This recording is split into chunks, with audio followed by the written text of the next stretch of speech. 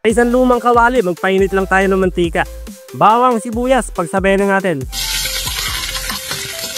Ilagay na natin yung toyo at mantika ng ating pasit canton. Mabali 3 pasit canton, siyempre tatlo din yung toyo at mantika niyan. Pwede na natin isunod yung ating tuna, flakes in oil flavor.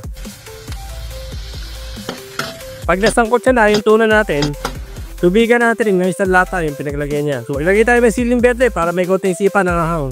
Tsaka natin isunod yung ating milk powder. Haluin lang. Bago pa tuluyang kumulo, ilagay na natin yung mga sangkap ng instant pasit canton natin. Ang pinali natin yung ating agimat o kapangyarihan. Kay Flix. At ganyan mga boss, kumulo na, medyo lumapot na, lagay na natin yung noodles. Yun no. Hindi ko pa natitikpan, masarap lang, may pa lang. Gawin nyo ito mga boss and madam, sigurado magugustuhan ng mga anak ninyo. Saktong-sakto sa mga bata, sa mga estudyante sa umaga. Kahit sa magulang pwede yan. Wag lang sa ubod ng gulang. Yun no, napakasarap.